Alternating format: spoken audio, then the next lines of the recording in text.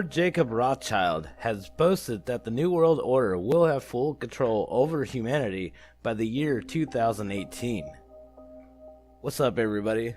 Truth Seeker here. It's crazy how these creeps that we all know now, we all know who they are. We know that they're basically the rulers of the world, are allowed to still continue to keep going, even though we all know. It's so strange that we don't have anybody that's trying to stop this. These people have been talking about their plans forever, and that's what this is about. It actually says an issue of a Rothschild-controlled economic magazine published in 1988 openly told its readers that a world currency would be in place by the year 2018.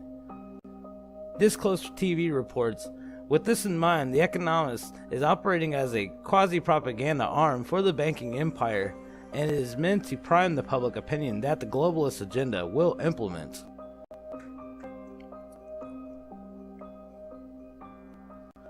Controlling interests of the economists held by the Rothschild family. In the magazine on January 9, 1988, it was said that 30 years from now, people in the United States, Europe, and the Japanese, along with others in countries that are rich, will be paying for shopping using the same currency. The price of items will not be shown in yen, dollars, or the Great British pound, but in one currency. The currency is going to be favored by the shoppers along with the companies, as it would be a great deal more convenient than the different currencies of today. Idea of single currency started back in 1988 and was called outlandish. The idea of the single currency back in the 1988 seemed to be outlandish. One of the biggest changes to the world economy since the 1970s has been that flowing money has taken over the trade in goods as being the force behind driving the exchange rates.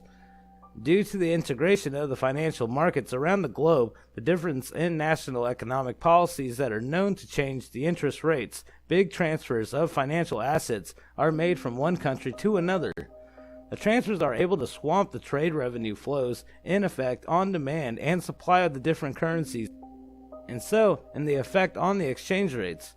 Telecommunication technology is continuing to grow in advantage, and transactions are going to be cheaper and they will get faster.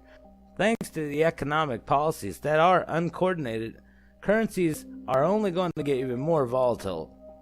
A currency union is going to be difficult to resist.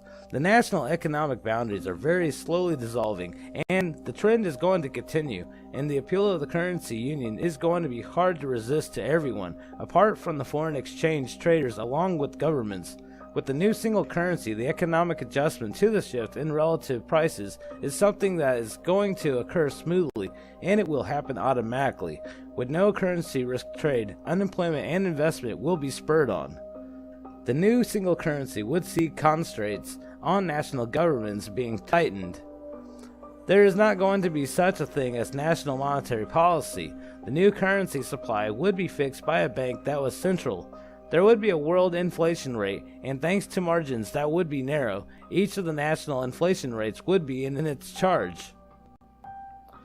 Countries would be able to use taxes along with spending by the public to offset any falls in the demand that was temporary and would need to borrow instead of printing money to finance any deficit of the budget.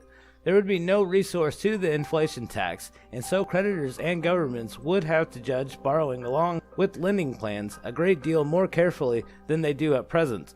This would perhaps mean a huge loss of economic sovereignty. However, trends that make a single currency appealing would take the sovereignty away.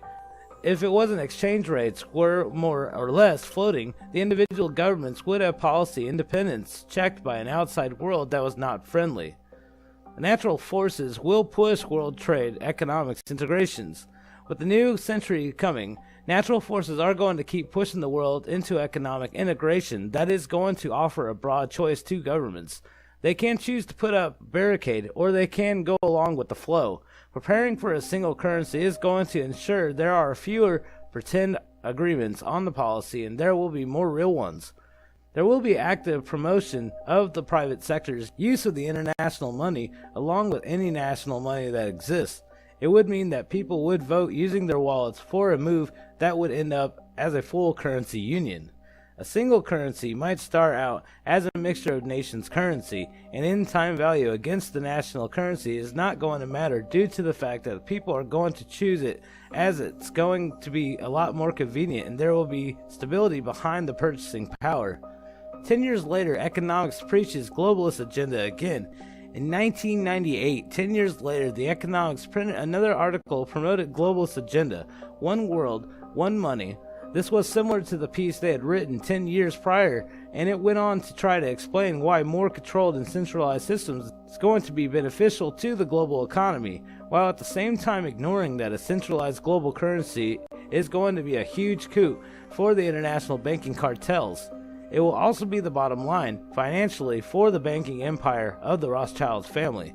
Creation of a single global currency is also going to give a great deal of geopolitical capital to the international bankers that have not been elected, and it could take power away from the people of the nations along with the government representatives. But the question is whether or not anyone wants international bankers to have a huge amount of power politically on the top of a lot of financial influence and the amount of sway they already have in power. People today want to have more say in their own lives, and they do not want policy dictated by bureaucrats and banksters. The Rothschild family is keeping a profit that is very low in the public eye. However, they do still have many business operations, and these are spread out over a wide array of sectors. There is not any particular member of the Rothschild family seen on the richest list of Forbes, but the family is said to have control over more than $1 trillion in assets worldwide. Therefore, they do still have a voice that is strong over the entire geopolitical spectrum, and many see this as a hand that is hidden in that manipulates events quietly in the background under a veil of secrecy. I mean, this is just something that they've been planning forever. The New World Order. We've heard so many people talk about it. We heard presidents talk about it. We know that's what they discuss at their Bilderberg meetings. We know. This is stuff that we already knew that was going on for a long time. These rich, powerful elitists are the people that's running the show. It's just like George Carlin used to say, it's a big giant club, and none of us are invited in it. Definitely leave your thoughts in the comments below, and thanks for watching, everybody. Of its founders. We have before us the opportunity to forge for ourselves and for future generations a new world order, a world where the rule of law, not the law of the jungle, governs the conduct of nations. When we are successful, and we will be, we have a real chance at this new world order, an order in which a credible United Nations can use its peacekeeping role to fulfill the promise and vision of the UN's founders. There is nothing the political establishment will not do, no lie that they won't tell, to hold their prestige and power at your expense, and that's what's been happening. The Washington establishment and the financial and media corporations that fund it exists for only one reason: to protect and enrich itself. The establishment has trillions of dollars at stake in this election. As an example, just one single trade deal they'd like to pass involves trillions of dollars controlled by many countries, corporations, and lobbyists. For those who control the levers of power in Washington, and for the global special interest, they partner with these people that don't have your good in mind. Our campaign represents a true existential threat, like they haven't seen before.